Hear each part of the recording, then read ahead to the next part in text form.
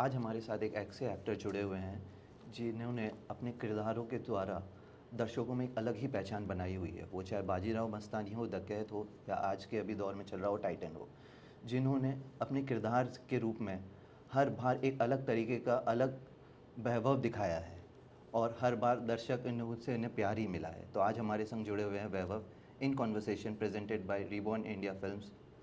कैसे वैभव आप? I am good यार, how are you? All good, all good. तो वैभव, मैं आपकी एक्टिंग जर्नी के बारे में जानना चाहता हूँ। आपका इंजीनियरिंग का बैकग्राउंड रहा है और फिर एक्टिंग इसमें कैसे शामिल हुई? क्या जर्नी रही थी आपकी? So basically I am from Nagpur और एक्टिंग में दिलचस्पी हमेशा से थी।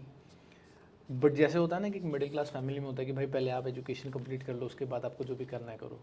कई दफ़ा ऐसा होता है कि बीच में एक ऐसा मीम चल रहा था कि Indian guys they don't follow their passion directly, they first do engineering. But my family background is पूरा लाइक एजुकेशन, मतलब very well educated people. So इसलिए डैड वाज लाइक यार you first do your engineering, we'll support you. ऐसा नहीं है कि हम support नहीं करेंगे, बट उसके बाद यू टेक अ कॉल। सो मैंने ऐसा डिसाइड किया था कि आई did my engineering from COEP, college of engineering Pune. तो मैंने ऐसा डिसाइड किया था कि आफ्टर इंजीनियरिंग एक कैलकुलेटेड रिस्क होता है ना, 2 साल का मैं लूँगा, और उस वक्त अगर मुझे एज एन एक्टर काम मिला तो ठीक है, नहीं तो then I was planning to do MTech from IIT Powai, and then I would have gone into teaching because anyway my dad was into teaching for a very long time. तो ये सारा प्लान सेट था, but ऊपर वाले की फजल से वो जो 2 साल थे उसमें things started falling in place, और काम मिलते गया, एंड देन टचवुड जैसी जो सपना देखा था वो सपना मैं जी रहा हूँ। तो एज अ स्टूडेंट आप कैसे थे, एज अ इंजीनियरिंग स्टूडेंट, और प्लस उसमें एक्टिंग जब आपने ज्वाइन की कि आपने सोचा आप एक्टिंग करें, तो उसमें कोई इफेक्ट पड़ा था? आपकी पढ़ाई में कोई इफेक्ट पड़ा था मैं या अलग ही लाइन पे आपने इसको फोकस थिएटर रखा में था? बहुत like since second third standard से मैं थिएटर कर रहा था नागपुर में, और eight the same time I was a state level badminton player, तो मैं दोनों चीज़ें कर रहा था। सो एक्स्ट्रा करिकुलर में काफ़ी दिलचस्पी थी पहले से ही। पढ़ाई आई वाज लाइक, वो बड़े 2 अच्छे लफ्ज़ है, एक है विद्यार्थी और एक है परीक्षार्थी। मैं अच्छा परीक्षार्थी था, विद्यार्थी अच्छा था क्या नहीं मुझे I don't know, but yeah मेरे marks, I used to get decent marks, तो उसकी वजह से अच्छे कॉलेजेस में एडमिशन मिल गई, and so yeah I was a sincere student, that's how I was as a student. तो फिर आपने सोचा कि आप टीचर बनेंगे और एकदम एक्टिंग के करियर में आपने फिर नहीं, आई फोकस ऑलवेज किया? Wanted to be an actor. In 8th standard I told my parents that I want to be an actor. तो at that time they were like भाई तू पहले अपना एजुकेशन इंजीनियरिंग कर ले पूरा कंप्लीट कर ले। और उसके बाद you take a call, we will support you. नहीं ऐसा नहीं, बट ये ऐसी फील्ड है कि यार पता नहीं काम मिलेगा, हमारे तो कोई कॉन्टैक्ट भी नहीं है। तो दे वर वरिड कि जब मैं मुंबई आया तो हमारे पास एक फ़ोन, लाइक एक होता है ना ये नंबर पे कॉल करने शहर में जाने के बाद, वो नंबर भी नहीं था। तो डैड वॉज जेन्यूनली वरिड कि ये कैसा करेगा। That's why he was like कि पहले आप एजुकेशन कर लो, अगर नहीं हुआ तो at least you have a degree, जिससे 2 वक्त की रोटी तो एक बैकअप मिलेगी। प्लान रेडी लोग रहा। कई दफ़ा कहते हैं कि यार ऐसे समंदर में कूद जाओ, बैकअप प्लान नहीं होना चाहिए, but looking at like hindsight जब मैं सोचता हूँ तो बैकअप प्लान ज़रूरी ज़रूरी है। होता है, एक एक्टर की लाइफ में ज़रूरी क्योंकि होता हर है। लाइक एनी, मतलब मेरे काफ़ी सारे दोस्त हैं हु आर क्योंकि एंटरप्रेन्योर्स ये जिन्होंने खुद फिलोसफी का कुछ शुरू किया है, but you need to have a backup plan. That doesn't mean आप फोकस नहीं करते हो, मतलब वो डायलॉग के लिए अच्छा है कि यार never have a backup plan, never have a plan B, नहीं तो आप प्लान ए में सक्सेसफुल नहीं होगे। बट इट आई फील जब आप प्रैक्टिकली सोचते हो तो प्लान भी होना ज़रूरी है। This is my opinion. नहीं, आपका ये ओपिनियन, जैसे हमारे कुछ दर्शक है वो जो इंस्पायरिंग एक्टर्स है, जो दिग्गजों की बात सुन के कि नहीं डायरेक्ट एक्टर में घुस जाओ, बैकअप प्लान नहीं रहो, तो वो फिर काफ़ी आके मुंबई में स्ट्रगल भी करते हैं उस चीज़ को राइट लेके राइट। कि उनका फिर सर्वाइवल गेम में प्रॉब्लम हो जाता है कि वो सर्वाइवल कैसे करेंगे।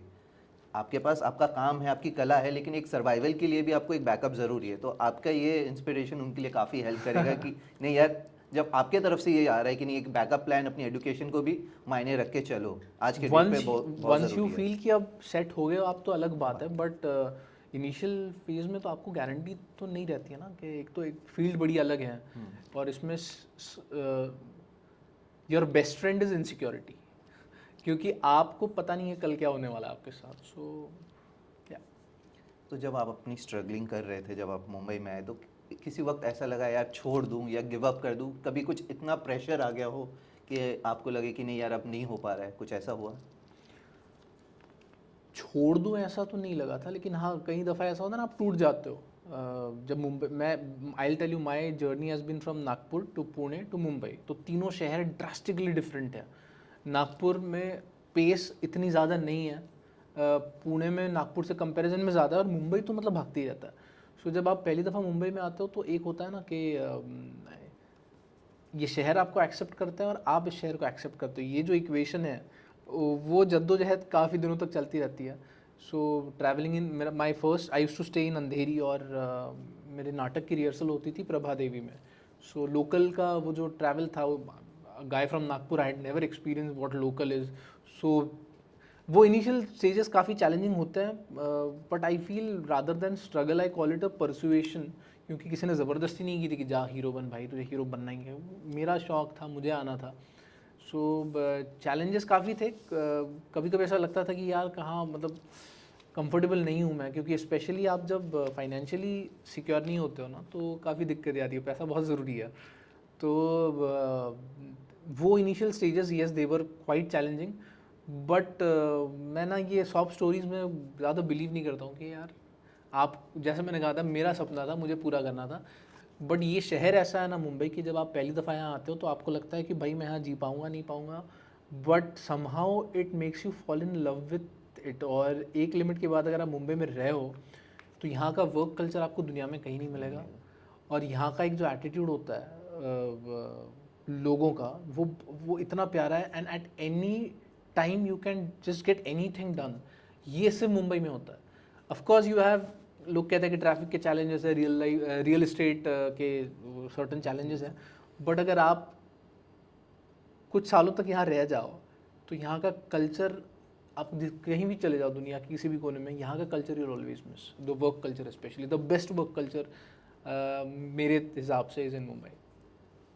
जब आप ऑडिशंस दे रहे थे तो ऑडिशंस में रिजेक्शंस काफ़ी होते हैं, तो उसको आप कैसे हैंडल करते थे? मैं दिल पे ज़्यादा लेता ही नहीं था कभी। मैं ऑनेस्टली मैं बताता हूँ आपको, मैंने हमेशा एक मेरा रहा है कि I will never validate myself depending on what you think about me. मैं अपना काम करूँगा, शायद आपको पसंद नहीं आया, that's okay. Every person has a right to express his opinion, but that doesn't mean it's the truth.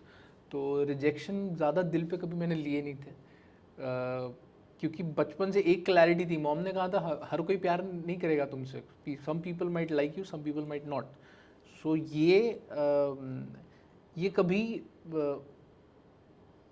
I was never assertive कि यार everyone here should like me, और everyone here should fall in love with me और बेइंतहा मोहब्बत करें मुझसे। ऐसा नहीं होने वाला है। आप कितने भी बड़े फनकार ले लो, कोई ना कोई रहेगा कि यार मुझे वो पसंद नहीं आता है। तो पीपल विल जज you, but depending on what, क्योंकि ऐसा होता है ना, आप किसी भी फील्ड में जाओ, specially in the world of social media, you are being जज लेफ्ट राइट सेंटर। एक्टर्स को तो ज़्यादा करता है, बट अगर आप एक्टिंग या ग्लैमर वर्ल्ड में नहीं है, फिर भी आज अगर आप देखो तो इवन कॉर्पोरेट वर्ल्ड हो गया या और कोई वर्ल्ड हो गया, वहाँ भी पीपल जज you.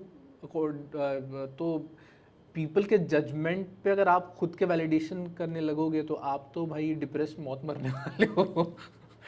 So yeah honestly rejections never affected me. थोड़े देर के लिए बुरा तो लगेगा कि यार I wanted to be a part of this. Rejection से ज़्यादा कभी कभी इनिशियल स्टेजेस में ह्यूमिलिएशन ज़्यादा होता है। The way no is said, एक प्यार से भी आप कह सकते हो कि नहीं यार आप इस रोल के लिए फिट नहीं हो, आप जा सकते हैं, और एक बड़े बदतमीज़ी से भी बात कर सकते हैं। तो इनिशियल स्टेजेस में काफ़ी एक्टर्स रिलेट करेंगे कि वो बदतमीज़ी काफ़ी एक्सपीरियंस करने का मौका सबको मिलता है, but I guess that was the only thing which I was not comfortable with. But अगर रिजेक्शन देखा जाए तो वो तो part and parcel of life. एक लोगों में एक मिसकंसेप्शन भी आ जाता है कि अगर आप सक्सेसफुल होते हो तो फिर आपको ऑडिशंस नहीं देना पड़ता, तो कि इस बात पे आपका क्या कहना है? अगर आप वेस्टर्न वर्ल्ड की बात करें, स्पेशली हॉलीवुड, तो वहाँ तो कितना भी बड़ा अगर आर्टिस्ट हो तो उसे ऑडिशन देनी पड़ती है। यहाँ हिंदुस्तान में इट्स अ मिक्स्ड कल्चर, मतलब फॉर एग्जांपल अगर टाइटन की बात करें तो I got a call from the producer. उन्होंने मेरी पुरानी 2-3 फिल्में देखी थी। निर्मल पाठक की घर वापसी करके एक वेब सीरीज़ थी, वो देखी थी उन्होंने। Then he saw article 370 and there was another film which I did. तो वो जो फिल्म थी, उनके प्रोड्यूसर, हमारे टाइटन के प्रोड्यूसर, वो दोस्त थे। तो he was looking for this Aakash का रोल जो मैं टाइटन में प्ले कर रहा हूँ, द को फाउंडर ऑफ टाइटन। तो he was looking for actor. तो उन्होंने कॉल किया कि यार वैभव कैसा है, तो द प्रोड्यूसर सेड बहुत अच्छा लड़का है, तकलीफ देता नहीं, blah blah blah. So he called me directly, said यार Vaibhav I want you to be a part of Titan, और सो दैट्स हाउ आई, उन्होंने डायरेक्टली बोल दिया कि आ जाओ मिलने, मैं उनसे मिला, then I met the director Robbie sir, and we all were on the same page, so that's how the casting happened. So हर जगह ऑडिशन होगी, या ज़रूरी नहीं है, आपका पुराना काम देख के भी शायद आपको काम मिल सकता है, और कई कुछ दफ़ा लोग बोल सकते हैं कि ऑडिशन। जैसे आप जिस मुकाम पे है आज भी आपसे फिर लोग ऑडिशन मांगते हैं तो आप खुशी खुशी देते हैं, या फिर उस पर कुछ एक वो रहता है कि नहीं मैंने इतना काम किया है अभी भी मेरे से नहीं, वो ऑडिशन? तो ईगो नहीं है मुझ में कि मैं मेरा काम देखो, but by God's grace luckily जितना भी मतलब पहले काम देख के दूसरा काम मिला है, तो बट अगर कोई बड़े डायरेक्टर ने कभी कह दिया कि यार I want to do a screen test, तो सवाल ही नहीं, मतलब क्योंकि देखो कैसा होता है, आप पे ना बहुत पैसा इन्वेस्ट किया जाता है, तो it's not, audition is not to जज whether you are a good actor और बैड एक्टर। मेरे स्कीम ऑफ थिंग्स में आप फिट हो रहे हो नहीं हो रहे हो, उसके लिए ऑडिशन या स्क्रीन टेस्ट जो भी, पहले ऑडिशन क्या कहा जाता है, फिर थोड़ा काम जब आप करते हो तो उसके बाद सर एक स्क्रीन टेस्ट कर लेंगे, बट आई गेस वो ज़रूरी भी होता है। If there is 1% of doubt in the mind of director, तो आई गेस वो पहले ही आपने सॉर्ट कर लेना चाहिए। तो जैसे अगर ये पुराने कभी ऑडिशन देते समय आपको ऐसा लगा है कि इस ऑडिशन देने की वजह से मेरे कैरेक्टर में काफ़ी जान आ गई, अच्छा हुआ मैंने ऑडिशन दिया, ऐसा कभी फेस हुआ ही नहीं? नहीं, क्योंकि ऑडिशन के वक्त ऐसा होता है ना कि आपको एक ब्रीफ अलग दिया जाता है, वो एग्जैक्टली वैसा ही हो, तो डायरेक्टर इज नॉट देयर, सो ऐसा तो कभी हुआ नहीं होने के लिए। तो आपने जैसे संजय लीला बंसाली के संग काम किया है, तो उनको अपने प्रोफेशनलिस्ट और बहुत गुस्से के लिए भी जाना जाता है, प्लस लेकिन उनकी कलाकारी के लिए उनको बहुत ज़्यादा जाना जाता है। तो एज अ एक्टर प्रिपरेशन के लिए वो कैसे हेल्प करते हैं एक्टर को कि उस रोल में जाने के लिए, वो साइड संजय लीला बंसाली सर का कैसा है? As you said, he is a perfectionist, but he is very the best part for as an actor, the best part working with him is he is very clear उन्हें क्या चाहिए होता है, तो वो क्लैरिटी के साथ वो एक्सप्लेन करता है, eight the same time he gives you the freedom कि भाई this is what I want, अब देखो तुम्हें कैसे करना है, आप डिसाइड करो। सो it was a wonderful experience working with him, that was the first time मैंने इतने बड़े कैनवास में काम किया था, and it was quite a learning experience for me, working with Sanjay sir and the other cast. सो जैसे role preparation के लिए उनने पर्टिकुलरली बोला था कि नहीं आपको इस एक्सेंट में बात करनी है, ये स्ट्रक्चर पे बात करनी है, one on one conversation particularly? Actually हमारे जो राइटर थे प्रकाश भाई, उन्होंने इतनी क्लैरिटी से सब कुछ लिखा था, सो प्रकाश भाई ने जिस तरह जब एक्सप्लेन किया what exactly is expected from this character, I guess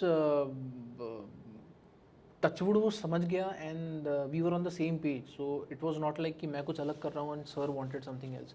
तो प्रिपरेशन की अगर आप बात करें तो यस, मैंने किताबें पढ़ी थी, क्योंकि वो एरा एक पूरा अलग एरा है, तो वो पढ़ के आई गेस आप I guess as an actor क्या होता है, आपके सबकॉन्शियस माइंड में काफ़ी सारी चीज़ें चलती रहती है, and when you read certain things, I think it's an amalgamation of your subconscious mind and the material that has been provided to you, तो दोनों जब दोनों का मिलाप होता है तो something creative happens. So preparation का तो वही था कि the writer gave explained everything what he wanted, and then set पे Bhansali sir was also like he was also telling कि भाई ये ऐसा करना है, वो ऐसा करना है, so it was quite a collaborative effort. अगर हम टाइटन की बात करें तो जैसे आपने जो किरदार निभाया है, तो उसके लिए आपने क्या क्या प्रिपरेशन की, उसके लिए आपने क्या पढ़ाई की कि उस लुक उस कैरेक्टर को पकड़ने के लिए? जब भी कोई किरदार निभाना होता है तो मेरे लिए सिर्फ दो चीज़ें होती है, एक उसकी फिजिकलिटी, एक उसकी mentality, what exact how he exactly things and what is his physicality. तो फिजिकलिटी की बात करें तो यार वो कॉस्ट्यूम्स वगैरह जब आते हैं तो एक हद तक that is taken care of. मेरा सबसे बड़ा चैलेंज था कि जब किरदार ऐसे होते हैं which are larger than life, so as an actor you tend to play them larger than life, लेकिन मुझे ये हमेशा जहन में रखना था कि यार जब उन्होंने शुरुआत की थी तो they were just some people who were really, they were just normal people who dreamed something really big. So वो एक मेरे जहन में I always kept that thing कि उसे larger than life मत प्ले करना, क्योंकि अभी वो स्टॉलवर्ड्स हैं, लेकिन जब उन्होंने शुरुआत की थी they were just like you were someone else, हम जैसे ही थे। सो वो एक था, एंड दूसरा मतलब अगेन मैं हमेशा कहता हूँ प्रिपरेशन में सबसे बड़ा रोल जो रहता है that is of the writer. हमारे राइटर करण ही and his team they presented everything on a platter. So preparation for me is reading it again and again and again, and then your subconscious mind gradually tells you कि ये कैसा होना चाहिए. So I believe in one thing, that your process has to be simple and the acting has to be clean. बहुत ज़्यादा complicated process में I never did that. The basic thing is like just read, and as an artist your subconscious mind tells you कि exactly इसका what exactly should happen with this character. Beside script एक actors को क्या पढ़ना चाहिए, किस तरीके से अपने आप को प्रिपेयर करना चाहिए कि वो फ्यूचर में जब वो ऑडिशंस के लिए या लोग किसी के लिए भी जा रहा है तो एक बैक एंड में रेडी होके जा सके? यार आई एम नॉट लाइक मैं एक्टिंग टीचर तो नहीं हूँ, या I am not a stalwart to suggest someone, but what worked for me I tell you. कई दफ़ा ऐसा होता है ना कि when you are working in one particular field like acting, तो you live in a bubble, आपको लगता है यही दुनिया है. लेकिन जब आप इंटरेक्ट करते हो people from other fields, suddenly आपको लगता है भाई इससे बाहर भी बहुत बड़ी दुनिया है. So what worked for me as an actor was interacting with मेरा कोर ग्रुप सर्कल इज सारा दूसरी इंडस्ट्री का, कोई कॉर्पोरेट में है, कोई यूपीएससी के मतलब सिविल सर्विसेज में है. तो बिकॉज ऑफ दैट ना सर्टन पर्सपेक्टिव्स आपके ओपन हो जाते हैं. और again as an actor one thing that work for me was travelling, because आप जब ट्रैवल करते हो तो आपके कानों पे नए सुर पड़ते हैं, आप नए लोगों से बातें करते हो, और हर किरदार की आंखें अलग होती हैं. सो जब आप ट्रैवल करते हो ना, आपको ऐसी बहुत आंखें मिलती हैं, आप काफ़ी एंड एज एन एक्टर आप हमेशा ऑब्जर्व करते रहते हैं. So that has always work for me. And किताबें येस, जब भी कोई सजेस्ट करता है तो मैं एक्टिंग की किताबें वगैरह पढ़ते रहता हूँ. पर्टिकुलरली किसी कैरेक्टर के लिए आपको मतलब बहुत ज़्यादा घुसना पड़ा हो या कोई बहुत ज़्यादा मेहनत करनी पड़ी हो कि इस किरदार को पकड़ में नहीं आ रहा है और इसके लिए मुझे इस तरह की अलग अलग तरह की प्रिपरेशन करनी पड़ रही हो?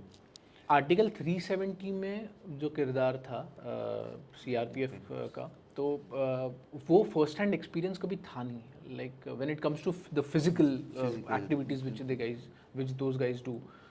तो उसके लिए काफ़ी वैसी मेहनत करनी पड़ी, क्योंकि one thing was very clear कि यार जब आप वो आपके हाथ में गन रहे तो it should like you should look like you mean business.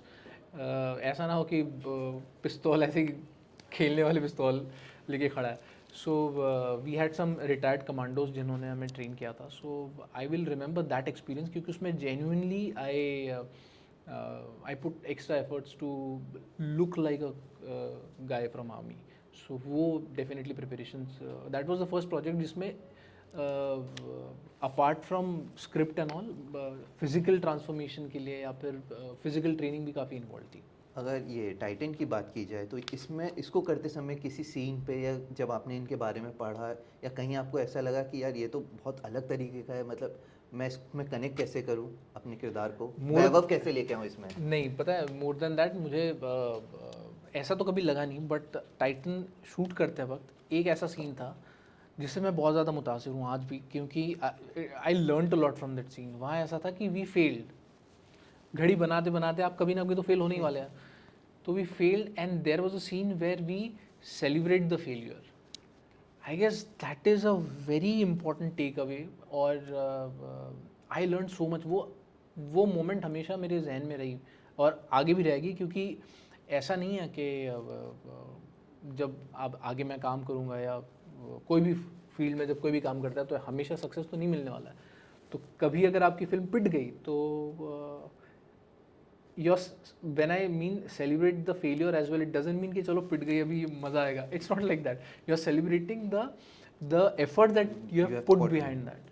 सो इसलिए मेरा that was a wonderful scene, और वो हमेशा वो टेक अवे रहेगा मेरे लिए कि celebrate your failures as well. जब फेलियर्स की बात कर रहे हैं, एक एक्टर की लाइफ में जब कोई फिल्म फ्लॉप हो जाती है या बॉक्स ऑफिस नहीं कर पाती है तो एक एक्टर की लाइफ में वो कितना प्रभाव पड़ता है उसका? It depends what is your how you look at it. Of course आपको बुरा तो लगेगा, क्योंकि जब मैं एक फिल्म देखता हूँ तो मैं बेसाख्ता मुँह से निकल जाता है बड़ी ख़राब है, लेकिन वो बनाने के लिए वो लोगों को 1 साल लग जाता है.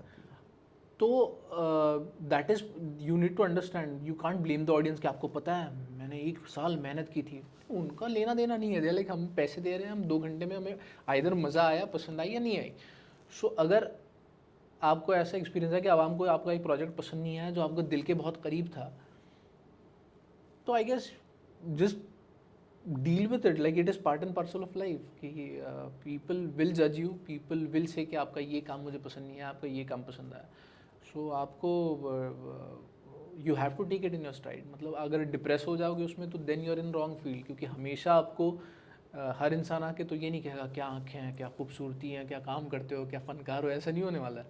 सर्टन प्रोजेक्ट दिल में एक बकवास था, पैसे बर्बाद हो गए हमारे, तो आपका एम थोड़ी था किसी के बर्बाद।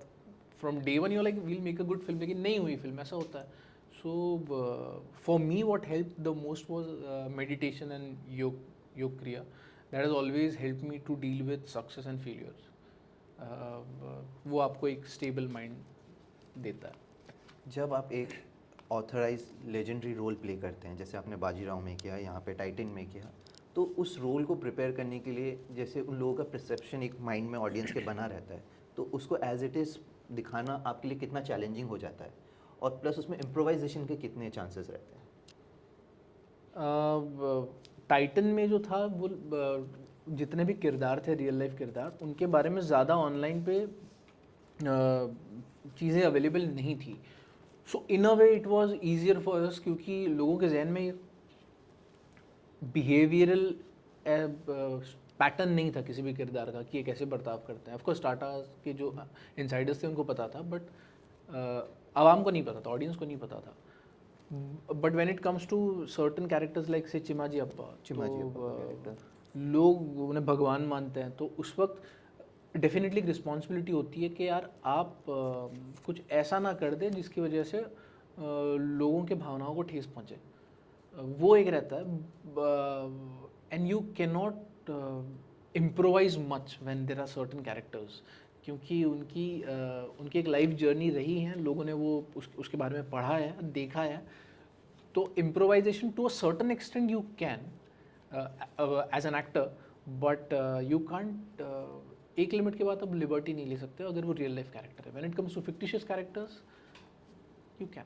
तो इसको लेके एक और चीज़ है, जैसे लेजेंडरी कैरेक्टर्स को जब इंसान एक एक्टर को प्ले करते हुए देखता है तो उसको उसी लेवल पे देखने लग जाता है। जैसे अब अगर चिनाजी अप्पा की बात की जाए तो सबसे पहले आपका ध्यान आएगा किसी को भी, क्योंकि जो जिस तरीके से आपने पोर्ट्रेट वो किया है।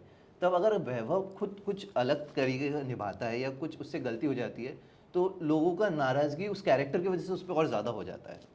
दैट हैपन्स, क्योंकि वो एक अगेन है pros and cons of being an actor. क्योंकि मैं अगर कोई किरदार निभा रहा हूँ, रियल लाइफ हो या फिक्टिशियस हो, वो तो लिखा राइटर ने है, डायरेक्ट मुझे वो डायरेक्टर कर रहे हैं। बट जो गुस्सा उमड़ता है वो सबसे पहले टुवर्ड्स एक्टर आएगा। But again you can't complain, because इतनी मेहनत जब आपकी पूरी टीम करती है तो सबसे ज़्यादा प्यार भी तो आपको मिलता है ना। मतलब तो it's a double edge sword, but ठीक है, you have to deal with it.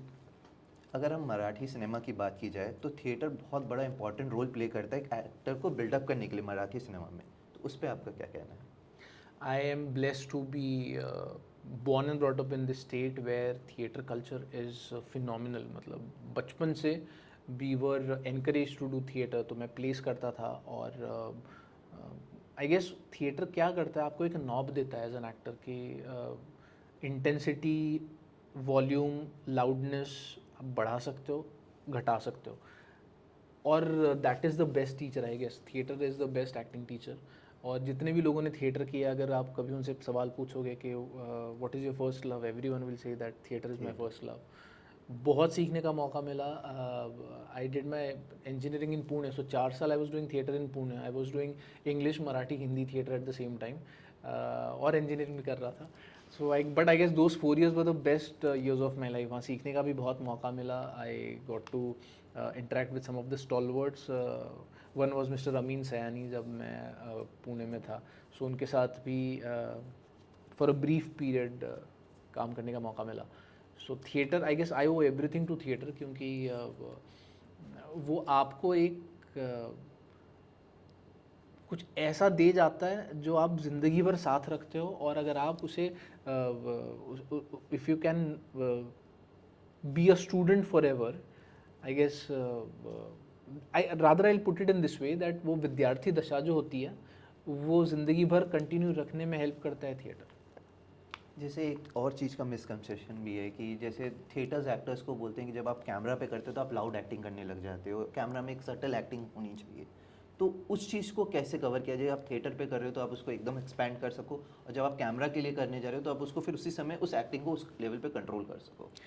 पता है ये it's a very good question, क्योंकि आप जब करते हो, specially if you have done theatre and suddenly अगर आपको कैमरा के सामने खड़ा कर दिया ना, तो जो मेरे साथ पहले हुआ था, there is a bridge, there's a bridge between stage and camera. This is my opinion, this is what I have experienced. मैं ज्ञान नहीं दे रहा हूँ, लेकिन मेरा जो एक्सपीरियंस था मैं बता रहा हूँ। थिएटर में जा तो ऑफकोर्स लाउड होता है, थोड़ा लाउड से ज़्यादा प्रोजेक्शन होता है। प्रोजेक्शन होता है। तो जब मैं पहली दफ़ा कैमरा के सामने आया था ना, तो उन्होंने कहा वैभव थोड़ा कम करो कम करो, तो मैंने कम किया, और जब मैंने पहली बार देखा मैंने कहा तो फ्लैट हो रहा है सारा। That was the time I realised कि जब कैमरा के सामने जब वो कहते हैं कम करो, दे जस्ट मीन दैट आपका प्रोजेक्शन कम करो, नॉट द इंटेंसिटी। मैं इंटेंसिटी भी कम कर रहा था।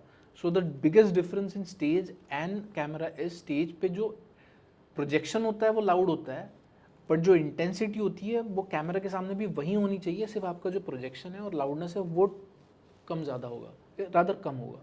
So that is the biggest lesson which I learned from the shift, during the shift from stage to camera. अगर हम अलग अलग इंडस्ट्री की बात की जाए तो आपने मराठी, हिंदी, तेलुगु इंडस्ट्री में भी काम किया है, तो ये तीनों इंडस्ट्री में क्या डिफरेंस आपने देखा? Honestly, because of the OTT platforms अब ऐसा हुआ है कि there's the boundaries have blurred. So today it's no more a Telugu actor or a Punjabi actor or a Marathi actor or a Tamil actor. It is an Indian actor doing Tamil films or Telugu films. So which is the best phase to be as an actor right now, I feel, in the industry. Difference मुझे ज़्यादा कुछ महसूस नहीं हुआ। Everyone is equally passionate, और कई दफ़ा तो टेक्नीशियंस सेम ही होते हैं, आजकल एक्टर्स भी काफ़ी सेम होते हैं। तो I don't think there is much of a difference, except one कि when you go down south, films at times,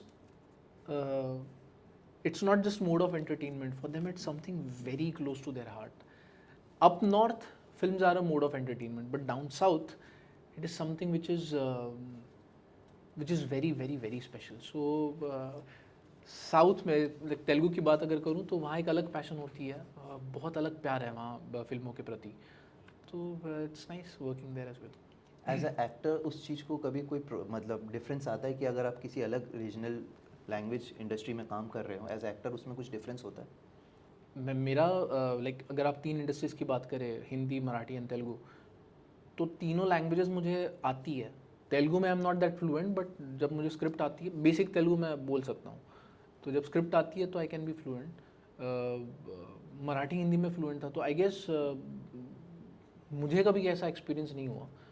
आप जिस लैंग्वेज में काम कर रहे हो, it's important that you know the language well, you speak fluently, तो I guess फिर दिक्कत नहीं आएगी। अगर आप उस लैंग्वेज में बात नहीं कर पा रहे हो या फिर आप फ्लुएंट नहीं हो, स्पेशली आप स्क्रिप्ट आने के बाद भी, तो शायद थोड़ी दिक्कत हो सकती है, बट मेरे लिए लकीली ऐसा कभी था नहीं।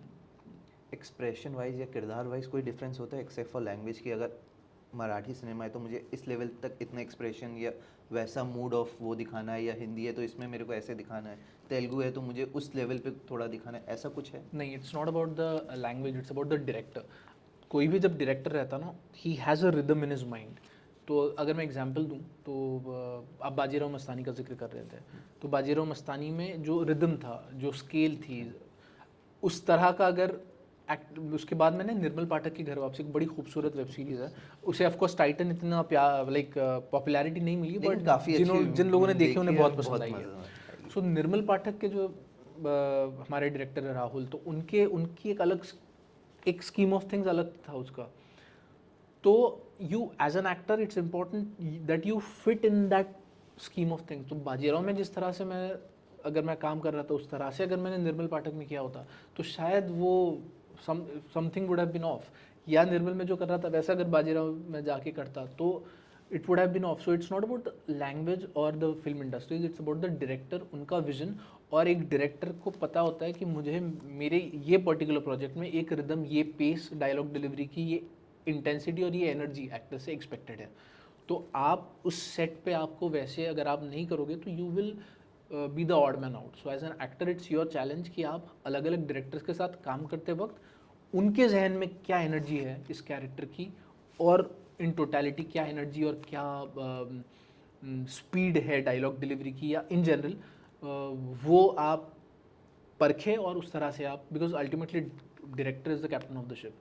सो जैसे आपने जो सवाल पूछा उसका जवाब यही है, it's not the industry, it is the director, कि हर डायरेक्टर को तो अलग किस अलग हिसाब से उसका ट्रीटमेंट भले ही फिर वो किसी भी इंडस्ट्री के हाँ हिसाब से किसी भी कैसे इंडस्ट्री, मेजर सम करे. People want it very subtle, some people से खनक चाहिए आवाज़ में, थोड़ा थोड़ा loud I want, some people are like नहीं it's be as subtle as that. So आप हर इसमें you should be able to manoeuvre. अगर हम को एक्टर्स की बात की जाए तो जब आप को एक्टर्स के संग सीन करते हैं तो वो कितना इंपॉर्टेंट होता है गिव एंड टेक करना. It's very important give and take. I guess it's not, अगर हम दोनों सीन कर रहे हैं तो इट्स नॉट आई और you, it's you and me. So ये it's very important that it has to be a team effort. So that goes without saying. It's a prerequisite कि give and take ज़रूरी है. क्योंकि इसमें जब भी आपने को एक्टर्स के संग सीन किया हुआ है, जैसे जिम के संग किया हुआ है या फिर रणवीर के संग किया हुआ है और भी बाकी एक्टर्स के संग जब आपने किया तो वो दिखता है कि नहीं आप अपने एक्टर्स को भी स्पेस दे रहे हो, आप अपना भी ऑरा दिखा रहे हो. वो चीज़ कैसे आप मेंटेन करो कि और उस चीज़ को कैसे रखें कि नहीं यार वो एक्टर अच्छा काम कर रहा है तो ठीक है उनकी भी स्पेस को दिखाओ आप. मैंने हमेशा ये फॉलो किया कि यार certain time you are on the, जब cricket, if you look at the game of cricket, आप स्ट्राइकर एंड पे होते हो कई दफ़ा और कई दफ़ा आप नॉन स्ट्राइकर एंड पे होते हो. सो आपको ये एज एन एक्टर समझना चाहिए कि ये सीन में right now I am at the strikers end या नॉन स्ट्राइकर्स एंड. क्योंकि एक्टर कई दफ़ा ऐसा होता है कि as an actor you tend to fall prey to one thing कि मैं नॉन स्ट्राइकर एंड पे हूँ फिर भी मुझे बॉल मारना है. अरे भाई तो नॉन स्ट्राइकर पे है. तो basically I look at it that way. और नॉन स्ट्राइकर एंड पे भी अगर आप हो तो you can contribute immensely to the match. जैसे मैच क्रिकेट में देखते हैं वॉल, राहुल द्रविड़ को वॉल कहते हैं, my one of my favourite players. So at times you have to be Rahul Dravid, at times you have to be Virender Sehwag. So I guess आपको ये accept करना ज़रूरी है कि ये इस सीन में आई am not at the strikers and but I will play a very good, I will be a very good team member and I will be a very good non striker. वो ज़रूरी है as an actor.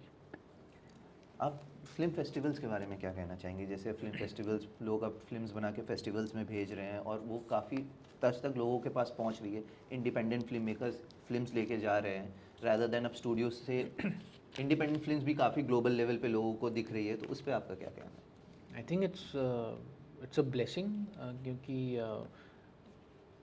जब talent को appreciate किया जा रहा है, what else, like as an artist, can be a director, writer, anyone, सबसे इम्पॉर्टेंट चीज़ उनके लिए है कि यार मैं जो फिल्म बना रहा हूँ या जो मैं काम कर रहा हूँ वो आवाम तक पहुँचे. And these film festivals are providing them the platform. So what else a film maker will want. और एज अ एक्टर्स की लाइफ में ये क्या इफेक्ट कर रहा है festivals. You reach bigger audience, कई दफ़ा ग्लोबल ऑडियंस तक आप पहुंचते हैं और वो गिव एंड टेक बहुत अच्छा है उसकी वजह से. आई गेस सबके लिए, नॉट जस्ट डायरेक्टर, पूरी actor, every one, it's a wonderful thing that ज़्यादा लोगों तक आपकी फ़िल्म पहुंच रही है. और कई दफ़ा ऐसा होता है कि एक फ़िल्म उसके बारे में ज़्यादा पता नहीं होता है but because it cracks some film festival, उसके बाद उसका PR ज़्यादा होता है, उसके बारे में लोगों को पता चलता है and then it gets its due recognition. So which is a wonderful thing. ऐसी कोई फिल्म आपके ध्यान में हो कि आपने फेस्टिवल की वजह से आपको लगा कि नहीं यार इसने तो क्या कमाल काम किया हो. दूसरी मैं बताता हूँ हमारी फिल्म ही, मतलब लिपस्टिक अंडर में बुरखा, Yes. वो मामी में पहली दफ़ा उसका प्रीमियर हुआ था और उसके बाद अचानक से उसके बारे में लोग बात करने लगे and then it became a hit.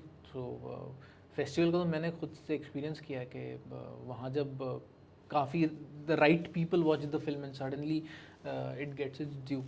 एक एक्टर को सक्सेस होने के बाद एक फर्स्ट फिल्म से दूसरी फिल्म मिलने में क्या स्ट्रगल हो जाती है कि अगर उसकी फर्स्ट फिल्म इतनी अच्छी गई है, काफ़ी नाम कमाया हो गया, अब दूसरी फिल्म मिलने में उसको फिर क्या स्ट्रगल हो जाती है. I feel as an actor, अगर मैं कॉर्पोरेट वर्ल्ड में होता तो right from like this is the ground level, यहाँ से मैंने अचीव किया है 5 सालों में, मैं यहाँ पहुँच गया हूँ, तो उसके बाद जो भी मैं करूँगा वो वहाँ से करूँगा.